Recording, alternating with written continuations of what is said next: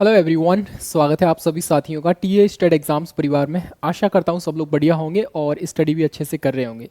दोस्तों, अब तक ये न्यूज़ आप लोगों ने पढ़ ली होगी और आप लोगों ने समझ लिया होगा। हालांकि हर साल ये वैकेंसी आती है एसएससी के थ्रू। एसएससी जिस तरीके से आपका एमटीएस है, सीजीएल है, सीएचएसएल है, उसी तरीके से आपको ये वैकेंसी देखने को मिलती है यहाँ पर। ठीक है, वेरियस डिपार्टमेंट में वेरियस पोस्ट के लिए आपको देखने को मिलती है। और ये phase 13, phase 12, phase 14, phase 15, phase 16, इस तरीके से ये वैकेंसी आती है। क्योंकि ये जो एग्ज़ाम है आपका अभी 14वीं बार हो रहा है, तो उसी हिसाब से इनका नाम भी रख दिया इन्होंने। फेज़ 14 यहाँ पर रहेगा। इसका नोटिफिकेशन आउट हो चुका है। जानेंगे सारी चीज़ों के बारे में। सिलेक्शन का जो प्रोसेस है इसका एसएससी के अन्य एग्ज़ाम से बहुत फास्ट रहता है। इसमें वो सारी चीज़ों पर मैं चर्चा करूंगा, क्या क्या आपको इस प्रोसेस से गुजरना पड़ेगा और आपको क्या पढ़ना पड़ेगा और कौन कौन आप में से ऐसे साथी हैं जो एलिजिबल रहेंगे यहाँ पर। ठीक है, बात करेंगे हम लोग। अगर आपने 10वीं पास किया है, अगर आपने 12वीं पास किया है, अगर आप ग्रेजुएट हैं, ठीक है, तो आप लोग कोई इसमें से कह सकते हैं, इसमें जो भी वैकेंसी रहेंगी आप अपने अकॉर्डिंग जो है कह सकते हैं फॉर्म फिल कर सकते हैं। आप 10वीं से भी भर सकते हैं, आप 12th से भी भर सकते हैं और आप ग्रेजुएशन से भी भर सकते हैं, या तीनों से भर सकते हैं यहाँ पर आपको। ठीक है, तो ये एक अच्छा मौका है यहाँ पर। अगर आप 10वीं किया है, 12वीं किया है, तो यहाँ पर तीनों पोस्ट के लिए आप जो है एलिजिबल रहेंगे। सॉरी, तीनों ही कह सकते हैं योग्यताएं आपके लिए रहेंगी यहाँ पर। सबसे पहले इंपॉर्टेंट चीज़ तो देख लीजिए आप लोग यहाँ पर। ये इसमें बोला गया है भाई आपसे क्या, कि आपका जो रजिस्ट्रेशन है वो स्टार्ट हो चुका है। आपका यहाँ पूछा गया है date of submission of the online application 13/4 यानी कि 13 तारीख से आपके स्टार्ट हुए हैं और 4 कह सकते हैं मई तक, यानी 13 अप्रैल से लेकर और 4 मई तक आपके रजिस्ट्रेशन चलने वाले हैं। तो आप इस डेट को ज़रूर याद रखना है। Last date and time for the receipt online application रहेगा 4 तारीख रहेगा, और ये आपको रात को 11 बजे तक एलिजिबल रहेगा। ठीक है, इसके अलावा last date and time for making the online fee payment आपको पता है 5 तारीख तक आप जो है 5 मई तक आप जो है फ़ी के पे कर सकते हैं। Date of the windows application for the correction including online correction करना है तो आपको 11 मई से लेकर 13 मई के बीच में करना पड़ेगा। करेक्शन में थोड़ा सा चेंज इन्होंने किया है कि भाई अब आपको क्या करना है कि प्रत्येक करेक्शन पर आपको 200 रुपये फ़ी पे करनी पड़ेगी यहाँ पर। ठीक है, तब आप करेक्शन कर पाएंगे। तो ये एक बड़ा चेंजेस ये देखने को मिला है। दूसरा चेंजेस एक और देखने को मिला है यहाँ पर, क्या कि आप जो है आपका सेक्शन के हिसाब से टाइमर यहाँ पर चेंज कर दिया गया, तो उन पर भी मैं चर्चा करूंगा यहाँ पर थोड़ी सी। ठीक है, चलिए स्टार्ट करते हैं हम लोग यहाँ पर। ये आपका लेवल 1 से लेकर लेवल 10 तक की, सॉरी लेवल 10 भी रहेगा, इसी में इंक्लूड है। वैसे मैं बता देता हूँ आपको यहाँ पर लेवल 1 से लेकर और लेवल 8 तक की वैकेंसीज का ब्यौरा इसमें रहेगा। कुछ पोस्ट ऐसी भी है जो लेवल 10 की भी मिलेगी आपको, बट लेवल 8 तक का यहाँ पर ब्यौरा दे रखा है। ठीक है, इसमें जो सिलेक्शन का जो प्रोसेस रहेगा, बहुत इंपॉर्टेंट चीज़ तो यही है आपकी, और सबसे इंपॉर्टेंट चीज़ यही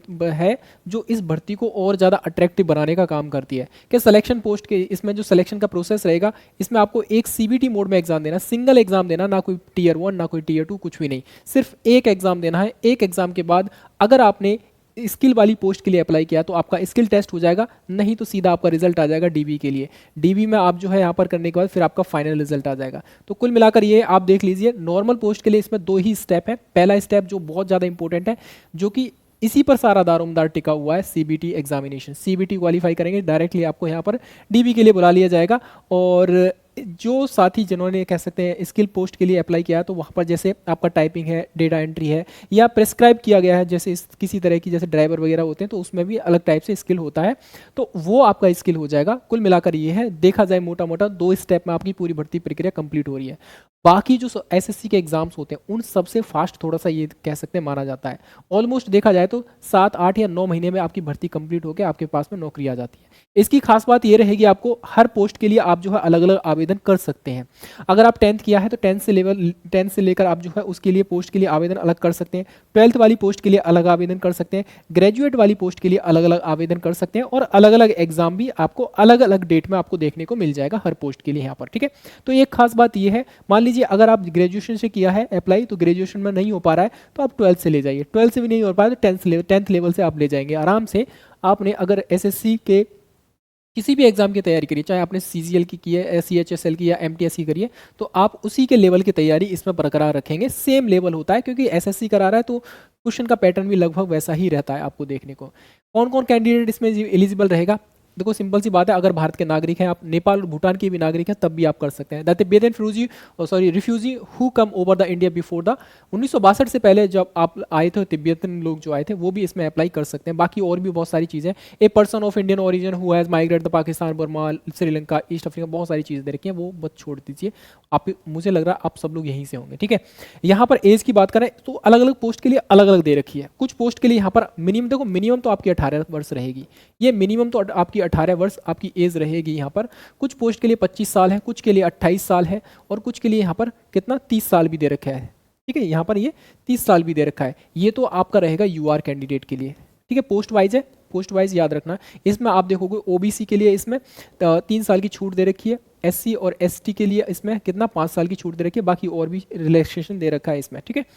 इसके बाद बात करेंगे हम लोग यहाँ पर, इस बार जो चेंजेस हुआ है कुछ इस तरीके से हुए हैं चेंजेस कुल मिलाकर ये हैं आपके यहाँ पर। सबसे बड़ा चेंजेस तो ये हुआ है भाई, आपको इसमें 4 सेक्शन देखने को मिलेंगे, 25-25 क्वेश्चंस के 4 सेक्शन मिलेंगे, और प्रत्येक क्वेश्चंस के लिए 15 मिनट आपको देखने को मिल जाएगा, ठीक है। ये 15 मिनट प्रत्येक क्वेश्चंस के लिए देखने को मिलेगा। इसमें अभी मैं बताऊंगा सेक्शन कौन कौन से रहेंगे इसमें, ठीक है। तो ये बड़ा चेंजेस हुआ है। 60 मिनट का पूरा पेपर रहेगा, यानी 15 चौके 60, उस तरीके से डिवाइड किया गया। करेक्शन चार्जेस लगेगा आपको, अगर आप देखो फॉर्म भरने से पहले थोड़ा ध्यान से देखना, अच्छे से समझ के तब करना है अप्लाई, अन्यथा दिक्कत आ जाएगी। 200 रुपये आपको चेंज कह सकते हैं करेक्शन करने के लिए पे करना पड़ सकता है। आधार ऑथेंटिकेशन होगा आपका वहीं पर, और आप देखोगे लाइव फोटो कैप्चर होगा, जिससे कि क्या है कि आप वही बंदे हैं जिन्होंने आपने फॉर्म डाला है, उस तरीके से ये रहेगा। डॉक्यूमेंट्स का यहाँ पर ब्यौरा दे रखा है भाई इन्होंने, तो ये चीज़ ज़रूर याद रखना है आपको यहाँ पर डॉक्यूमेंट्स के बारे में, ठीक है। चलिए मैं आपको बता देता हूँ यहाँ पर, जैसे the date crucial the claiming SC ST OBC EWS PWD status only other benefits fee concession reservation age relaxation where is not specify the 4 May आपका, यानी कुल मिलाकर जो है आप इस कैटेगरी में आ रहे हैं और बेनिफिट लेना चाहते हैं आपका, तो यहाँ पर आपके पास जो सर्टिफिकेट है वो 4 मई 2026, हाँ मई 2026 से पहले का होना चाहिए, 4/2026 तक का हो जाना चाहिए आपके पास। Claiming SC ST OBC EWS status और एनी अदर बेनिफिट, फिर से वही चीज़ दे रखी है यहाँ पर, रिजर्वेशन का फ़ायदा लेना है तो इतने तक का आपके पास होना चाहिए, ठीक है। इससे पहले का होना चाहिए आपके पास, ठीक है। इसके अलावा बात करेंगे हम लोग यहाँ पर EWS के बारे में। EWS का जो सर्टिफिकेट रहेगा यहाँ पर थोड़ा सा न्यू ही होता है, वैसे फाइनेंशियल ईयर का आपको देखोगे 2026 और 27 का आपके पास होना चाहिए यहाँ पर, ठीक है। फाइनेंशियल ईयर 2026-27 चल रहा है, issued on the basis of the income of the financial year 2025-26, ठीक है। तो ये चीज़ याद रखना, 26-27 अभी फाइनेंशियल ईयर कब से चला, 1 अप्रैल से स्टार्ट हो रहा है हमारा नया फाइनेंशियल ईयर ये वाला, तो 1 अप्रैल से लेकर 1 अप्रैल के बाद का ही होना चाहिए, तो नया ही बनवाना पड़ेगा आपको यहाँ पर, ठीक है। बाकी ये सिलेक्शन का ये प्रोसेस रहता है, 4 सेक्शन आपसे पूछे जाते हैं, जनरल इंटेलिजेंस है, जनरल अवेयरनेस है, और मैथ्स रहेगा आपका, और आपका इंग्लिश रहेगा। 25-25 इस तरीके से देखा जाए तो 200 नंबर का आपका पेपर रहेगा, यानी एक क्वेश्चन 2 नंबर का, और 100 क्वेश्चन आपको देखने को मिल जाते हैं, ठीक है। 200 मार्क्स आपको देखने को मिलेंगे, और यहाँ पर सबसे इंपॉर्टेंट चीज़ रहेगी आपका 1/2 की नेगेटिव मार्किंग आपको देखने को मिलती है, यानी 2 क्वेश्चन आप गलत करेंगे तो आपका एक क्वेश्चन पर मिलने वाले अंक जो है कट जाएंगे यहाँ पर, ठीक है।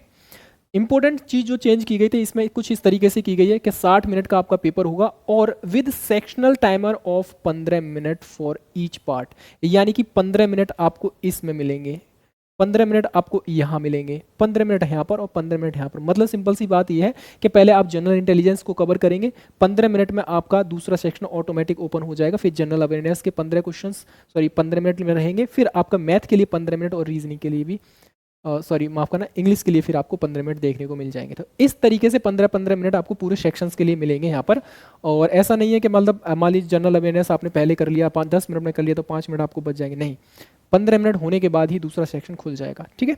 तो ये है भाई आपका SSC का फेज़ 14 के बारे में थोड़ी डिटेल है, अगर किसी का कोई भी डाउट बचता है तो कमेंट सेक्शन में लिख दीजिए, ठीक है, और डेफिनेटली हम लोग रिप्लाई कर देंगे। Thank you very much.